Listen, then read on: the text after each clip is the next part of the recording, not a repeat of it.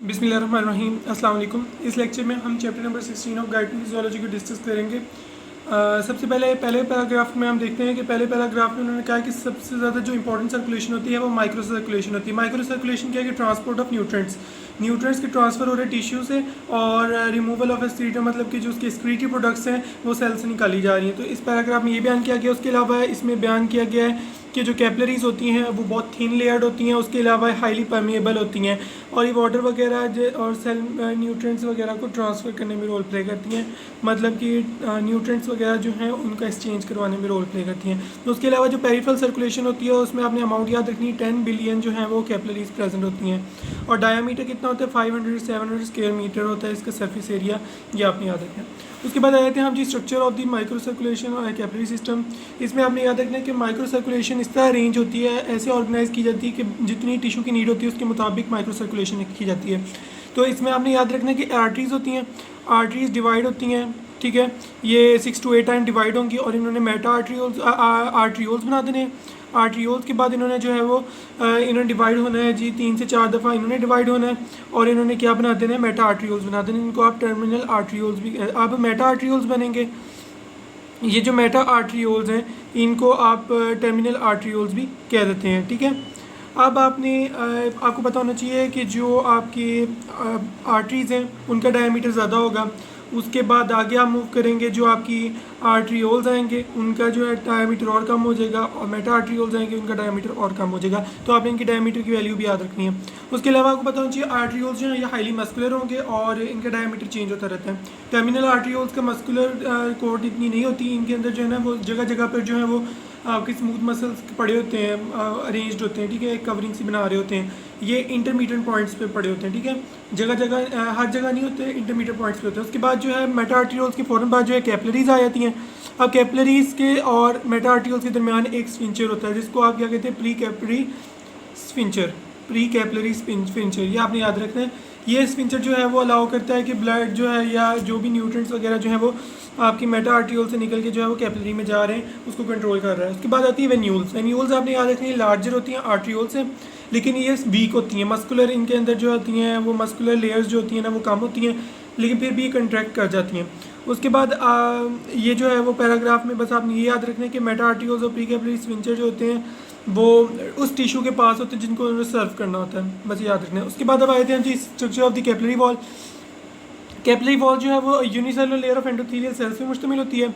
Endothelial cells हैं उनके इर्द गिर्द जो है वो कौन सी होगी, बेसमेंट मेम्ब्रेन होगी। टोटल डायमीटर इसका कितना है 0.5 माइक्रोमीटर होता है, लेकिन जो इंटरनल डायमीटर आप ले लेते हैं, टोटल थिकनेस जो होती है ना कैपिलरी वॉल की वो आपने 0.5 माइक्रोमीटर और इंटरनल डायमीटर उसका कितना है 4 to 9 माइक्रोमीटर आ जाता है। तो इस इतने से डायमीटर से आसानी के साथ जो है रेड ब्लड सेल्स जो है वो पास कर जाते हैं और वो स्क्वीज आउट हो जाते हैं। उसके बाद आते हैं पोर्स पे।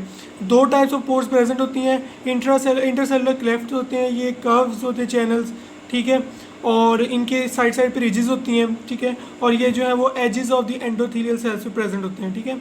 और उसके अलावा आपने इनकी जो है वो विड्थ याद रखनी 6 से 7 नैनोमीटर होती है, ठीक है, और इनका surface area 1/1000 of the total surface area of the capillary wall. Capillary wall का अगर 1000 सरफेस एरिया है तो उसमें से 1/1000 हिस्सा जो होगा वो किसका होगा, वो ये आपकी जो इंटरसेलुलर क्लेफ्ट है उनका होगा। अगेन इस डायग्राम में आपको जो है आर्ट्रियोल्स और फिर उसके बाद मेटा आर्ट्रियोल्स में डिवीजन, उसके बाद ये स्फिंचर आपको नज़र आ रहे होंगे दो साइड पे। स्फिंचर जो है वो आगे आपकी कैपिलरीज में भेजने से जो है वो प्रिवेंट कर, उसके बाद ये वेन्यूल्स आए थे। उसके बाद आपको पता होना चाहिए कि कुछ कैव्यूले आते हैं, कुछ ऐसे वेजिकल्स वगैरह पड़े होते हैं जिनको कैव्यूले कहते हैं, इनमें से भी जो है वो चीज़ें पास करती हैं। अब ये जो कैव्यूले होते हैं कोलेस्ट्रॉल और स्फिंजियोलिपिड्स के मिलने से बनते हैं। अब इनका रोल होता है एंडोसाइटोसिस में और ट्रांसोसाइटोसिस, मतलब मैक्रोमोलिक्यूल्स वगैरह की ट्रांसफरिंग में इनका रोल होता है। अब आपको पता होना चाहिए कि कैवियोले जो है वो आपस में जुड़ भी जाते हैं एक दूसरे के साथ, ठीक है, और ये वेस्कुलर चैनल्स बना देते हैं, ठीक है। अब ये आपके पास डायग्राम बनाई हुई है, डायग्राम में ये देखिए छोटे छोटे जो है कैवियोले शो किए हुए हैं, उसके अलावा ये इंटरसेलुलर क्लेफ्ट्स शो किए हुए हैं और ये बेसमेंट में ब्रेन है जिसके साथ ये अटैच है एंडोथेलियल सेल्स। ये कैपिलरी वॉल आपके पास पूरी शो की हुई है, ठीक है। उसके अलावा ये आपके पास ये कैवियोले का स्ट्रक्चर, कैवियोलिन का स्ट्रक्चर है। कैवियोलिन में फॉस्फोलिपिड, स्फिंजियोलिपिड और कोलेस्ट्रॉल आते हैं, ठीक है। तो ये चीज़ आपने याद रखनी है। उसके बाद आपके पास आए थे पोर्स जो डिफरेंट टाइप के होते हैं। ब्रेन है तो उसमें टाइट जंक्शंस होते हैं, ठीक है, जिसमें से सिर्फ और सिर्फ गैसेस वगैरह पास कर सकती हैं। लिवर है तो उसमें जो है वो वाइड होते हैं जंक्शंस वगैरह, क्लेफ्ट वाइड होते हैं, जिसमें से आराम से जो है प्रोटीन्स वगैरह भी पास कर सकती हैं। और जो गैस्ट्रोइंटेस्टाइनल ट्रैक्ट्स के होते हैं वो पोर्स, वो सिर्फ मसल्स और लिवर के दरमियान में होते हैं। उसके बाद ग्लोमेरुलर कैपिलरीज के जो होती हैं फेनेस्ट्रेटेड होते हैं, मतलब इसमें से जो है वो वेरी स्मॉल पार्टिकल्स आयनिक सब्सटेंसेस भी पास कर सकती हैं, प्रोटीन्स वगैरह पास नहीं कर सकती।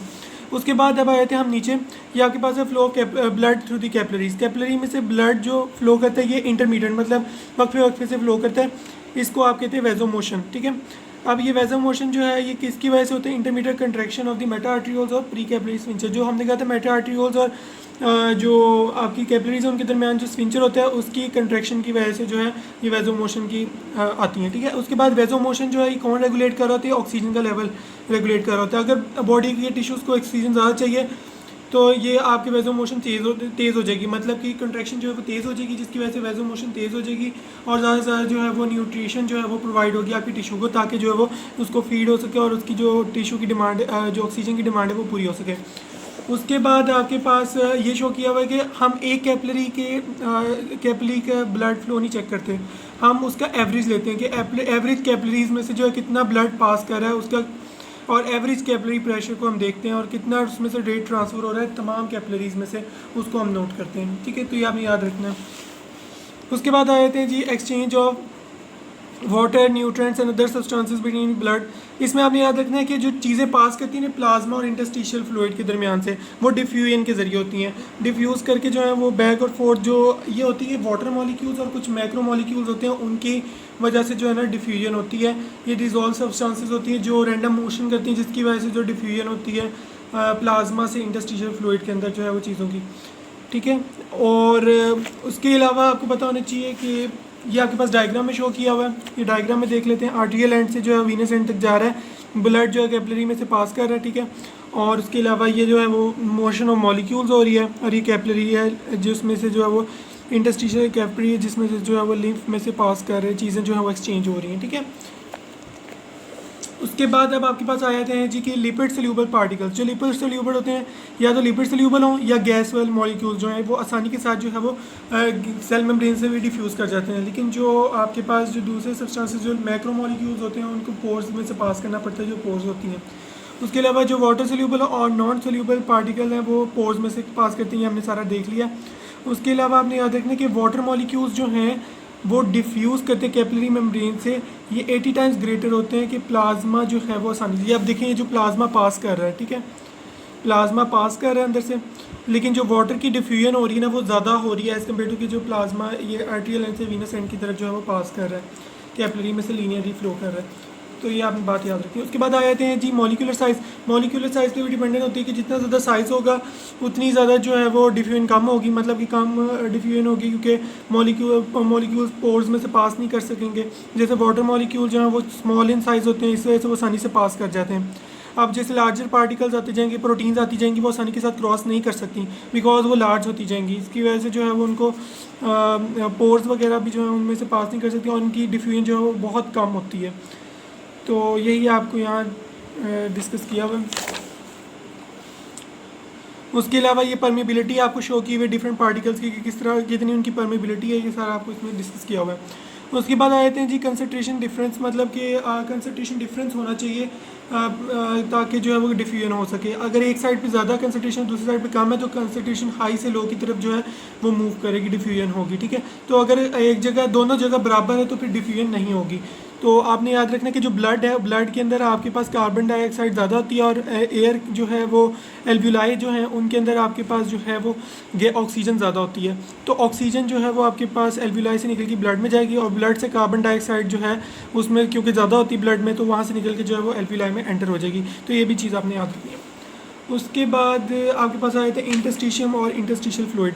अब आपको पता होना चाहिए कि जो बहुत सा हिस्सा जो है ना आपकी ब्लड वॉल्यूम का, बॉडी का जो वॉल्यूम है वो आपकी स्पेसेस बना रही होती है जिनको आप इंटरस्टिशियम कहते हैं, इंटरस्टिशियल स्पेसेस कहती हैं, और इनके अंदर जो फ्लूइड प्रेजेंट होते हैं इसको आप इंटरस्टिशियल फ्लूइड कहते हैं, ठीक है। अब इसमें दो चीज़ें जो है वो कॉमन होती हैं। एक आपके पास जो है ये वाले जो पार्टिकल्स आपको नज़र आ रहे हैं, ये जो बड़े बड़े ये वाले पार्टिकल्स हैं, ये वाले ठीक है। ये वाले पार्टिकल्स जो हैं कोलेजन फाइबर बंडल्स होते हैं, ये प्रेजेंट होते हैं। उसके अलावा ये जो छोटे छोटे आपको पूरी एरिया में जो है वो नज़र आ रहे हैं, ये वाले पार्टिकल्स होते हैं, इनको आप जो है प्रोटियोग्लाइकन फिलामेंट्स कहते हैं, ये प्रेजेंट होते हैं। अब ये जो प्रोटियोग्लाइकन फिलामेंट्स हैं ये पूरी जगह डिस्ट्रीब्यूटेड होते हैं। अब ये जो है वो किन के कैसे चीज़ों से मिलकर बनते हैं, ये हाइलोरोनिक एसिड के मिलने से और प्रोटीन्स के मिलने से बनते हैं। अब आपने याद रखनी ये ब्रश पाइल्स की फॉर्म में जो अरेंज होते हैं पूरी जगह पे। अब जैसे ही फ्लूइड इसमें से पास करेगा आपकी इंटरस्टिशियम में से, तो वो इनके दरमियान जो है वो फिलामेंट्स के दरमियान इंट्रैप हो जाएगा, और जैसे इंट्रैप होगा तो आप इसको कहेंगे टिश्यू जेल। ठीक है, तो ज़्यादातर यही होता है कि जो फ्लूइड है ना वो आपका डिफ्यूज़ करता है, रादर देन कि वो इस जेल में से जो है वो पास करे। जेल में से पास नहीं करता, वो आपका डिफ्यूज़ करता है। तो डिफ्यूजन जो है वो आहिस्ता आहिस्ता बढ़ती जाएगी और आहिस्ता आहिस्ता जो है वो डिफ्यूजन होती जाएगी और मॉलिक्यूल्स जो हम आसानी के साथ पास कर जाएंगे। ठीक है, अब कुछ ऐसी जगह, अब ये चीज़ें बताइए कौन कौन सी चीज़ें पास करती हैं। जैसे आपके पास ऑक्सीजन है, कार्बन डाइऑक्साइड वगैरह जो है वो पास करती हैं। उसके बाद आपको बताया कि कुछ फ्री फ्लूइड भी होता है जो इंटरस्टिशियम के अंदर होता है, जो जेल के अंदर इंटरैक्ट नहीं होता। उसको आपके पास जो है वो फ्री फ्लूइड में आपके पास जो है वो रेवुलेट्स आ जाते हैं। ठीक है, उसके अलावा फ्री फ्लूइड वेजिकल्स आ जाती हैं, ये आपके पास जो है शो की हुई है, ये वाली आपके पास जो वेजिकल्स आ गई हैं। और उसके अलावा ये रेवोल्यूट्स हो गए जो फ्री फ्लूइड के ये होते हैं। और ये कब इंक्रीज़ कर जाते हैं, जब कोई अडीमा हो जाता है। अडीमा होने की वजह से जो है ये आपकी जो पॉकेट्स होती हैं फ्री फ्लूइड की, ये इंक्रीज़ कर जाती हैं। ठीक है, उसके बाद आपके पास आ जाता है कि जो फ्लूइड की फिल्ट्रेशन होती है हाइड्रोस्टेटिक। अब आपको इसमें पता होना चाहिए कि हाइड्रोस्टेटिक प्रेशर क्या होता है। हाइड्रोस्टेटिक प्रेशर कैपिलरीज का वो होता है कि जो कैपिलरीज में से जो है वो फ्लूइड को बाहर निकाले। ठीक है, और ऑस्मोटिक प्रेशर क्या होता है, जो प्लाज्मा प्रोटीन्स अप्लाई करती हैं, इसको आप ऑनकोटिक प्रेशर या कोलॉइड ऑस्मोटिक प्रेशर भी कहते हैं, जो आपकी प्लाज्मा प्रोटीन अप्लाई करती हैं। अब क्या होता है कि इसकी वजह से क्या होगा, जो ऑस्मोटिक प्रेशर होगा इससे क्या होगा कि जो इंटरस्टिशियल स्पेसेस है ना, हमने कहा था हाइड्रोस्टेटिक प्रेशर में क्या होता है कि कैपिलरी से निकल के इंटरस्टिशियल स्पेस में आ रहा था, लेकिन कोलॉइड ऑस्मोटिक प्रेशर जो होगा वो उसके बिल्कुल उल्ट होगा, मतलब कि वो इंटरस्टिशियल स्पेस से निकल के जो ब्लड में वापस जा रहा है। ठीक है, तो इससे जो है ये कोलॉइड ऑस्मोटिक प्रेशर जो है ये आपका जो है वो सिग्निफिकेंट लॉस जो है ना फ्लूइड को वो प्रिवेंट करता है। ठीक है, उसके अलावा आपके पास जो है लिम्फेटिक सिस्टम्स होते हैं। लिम्फेटिक सिस्टम्स का क्या काम होता है कि जो आपकी प्रोटीन जो है वो लीक होके आ रही थी ब्लड से इंटरस्टिशियल में, वो जो है वो उनको रिटर्न करते हैं सर्कुलेशन के अंदर। ठीक है, उसके बाद आपके पास जो है अभी आपके पास आते हैं स्टार्लिंग फोर्सेस। ये वेरी इंपॉर्टेंट है। ये 4 फोर्सेस होती हैं जो ब्लड को जो है वो इंटरस्टिशियल फ्लूइड में लेके जाती हैं, या जो है वो फ्लूइड को जो ब्लड से निकाल के इंटरस्टिशियल फ्लूइड में लेके जाएगी, या जो है वो उसको ऑपोजिट डायरेक्शन में लेके जाएगी। स्टार्लिंग फोर्सेस वेरी इंपॉर्टेंट है, ये आपने याद रखनी है। ठीक है, अब आपके पास स्टार्लिंग फोर्सेस में 4 आती हैं। एक आती है कैपिलरी प्रेशर। कैपिलरी प्रेशर वो होगा जो कैपिलरी से बाहर निकाल रहा है। ठीक है, और जो इंटरस्टिशियल फ्लूइड प्रेशर होगा वो क्या होगा, वो इंटरस्टिशियल फ्लूइड से बाहर निकाल रहा होगा, मतलब उसको कैपिलरी के अंदर भेज रहा होगा वापस। तो जब भी आपके पास जैसे इंटरस्टिशियल फ्लूइड प्रेशर है तो वो आपने याद रखना है वो बाहर निकाल रहा होगा, इंटरस्टिशियल फ्लूइड से बाहर निकाल रहा होगा। कैपिलरी प्रेशर है तो वो कैपिलरी से बाहर निकाल रहा होगा। अभी जब भी कोलॉइड ऑस्मोटिक प्रेशर का जिक्र आएगा तो मतलब कि वो अपने अंदर रिटेन करने की कोशिश कर रहा है। अभी capillary plasma colloid osmotic pressure है वो अपने अंदर रिटेन करने की कोशिश कर रहा है। अब interstitial fluid colloid osmotic pressure है वो अपने अंदर जो है वो इंटरस्टिशियल फ्लूइड जो अपने अंदर रखने की कोशिश कर रहा है। ठीक है, अब नेट फिल्ट्रेशन इन सब के सम से आएगी। अब इन सब का सम आपने इस तरह याद रखना है, इसको आप नेट फिल्ट्रेशन प्रेशर कहते हैं। ये फार्मूला आपने याद रखना है, वेरी इंपॉर्टेंट है। ठीक है, उसके बाद आपने याद रखना है ये मोस्टली पॉजिटिव होता है तमाम कंडीशन में। कुछ कंडीशन होती है जिसमें ये नेगेटिव होता है। अब ये जो फ्लूइड फिल्ट्रेशन होती है ना, ये डिटरमाइन कौन करता है कि कितनी पोर्स हैं और कितना उनका साइज़ है। अब इसको जो ये फैक्टर्स हैं इनको आप मिला के क्या कहते हैं, कैपिलरी फिल्ट्रेशन कोफिशिएंट कहते हैं। अभी कैपिलरी फिल्ट्रेशन कोफिशिएंट जो है वो किसके ऊपर डिपेंड करता है, साइज़ ऑफ पोर्स और नंबर ऑफ पोर्स पे। ये जो है वो किस तरह जो आपकी फ्लूइड फिल्ट्रेशन है वो डिपेंड कर रही है।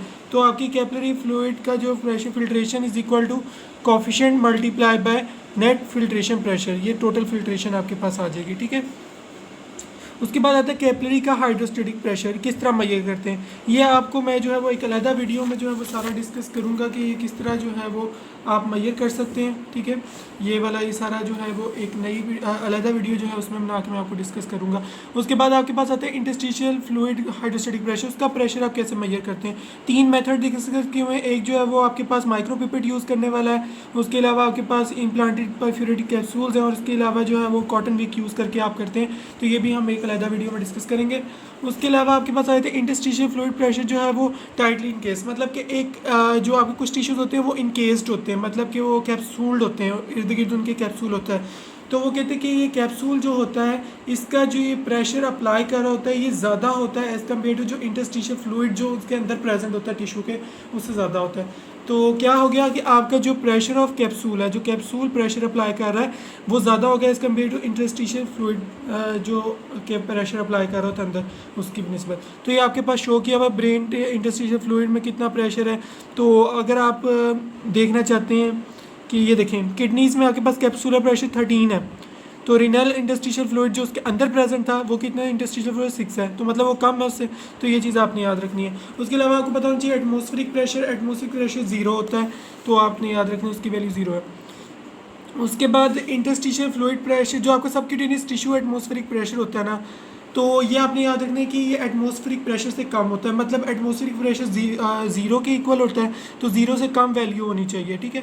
तो ये आपके पास डिफरेंट शो किए में कि आईलिड्स वगैरह में जो प्रेशर है ये सारा आपके पास बयान किया हुआ है। ये सिर्फ रीड आउट है, इसका कोई इतना इंपॉर्टेंट नहीं है। अब आपके पास ये जो तीसरा पॉइंट है ये आपने याद रखना है कि जॉइंट्स जो होते हैं, जॉइंट्स की जो कैविटीज़ होती हैं उनके अंदर जो है ये नेगेटिव में होती है इसकी वैल्यू इंटरस्टिशियल फ्लूइड की, ठीक है। तो ये आपने तीनों की वैल्यूज़ याद रखनी है, ये इंपॉर्टेंट है। ये वाला पैराग्राफ छोड़ दें, ये नहीं करना आपने, ठीक है। उसके बाद आपके पास आई थी समरी, ये मैंने आपको बता दिया कि जो एवरेज सबक्यूटेनियस टिश्यू में जो आपके पास होता है ना इंटरस्टिशियल प्रेशर, वो ये आपने याद रखनी, वैल्यू इंपॉर्टेंट है, -3 मिलीमीटर ऑफ मर्करी। अब आती pumping effectiveness is the basic cause of negative interstitial fluid pressure. इसमें आपने याद रखना है कि ये वो कह रहे हैं कि जो ये आपका लिम्फेटिक सिस्टम है ना, ये नेगेटिव प्रेशर कैसे मेंटेन करता है कि जब भी आपके पास इंटरस्टिशियल फ्लूइड जो है वो आपकी इंटरस्टिशियल स्पेसेस में एंटर होगा तो ये जो है आपकी लिम्फेटिक सिस्टम कंट्रैक्ट करेंगे और ब्लड को जो है ये जो भी फ्लूइड होगा उसको आपकी सर्कुलेशन में फेंक देंगी, ठीक है। सर्कुलेशन में फेंक देंगी तो इसकी वजह से जो स्लाइट नेगेटिव जो है वो प्रेशर आपका किस में आ जाएगा, इंटरस्टिशियल फ्लूइड के अंदर जो है वो जो प्रेशर होगा वो स्लाइट नेगेटिव हो जाएगा जो आपकी इंटरस्टिशियल स्पेसेस में आएगा। तो यही रोल जो होता है लिम्फेटिक सिस्टम का होता है।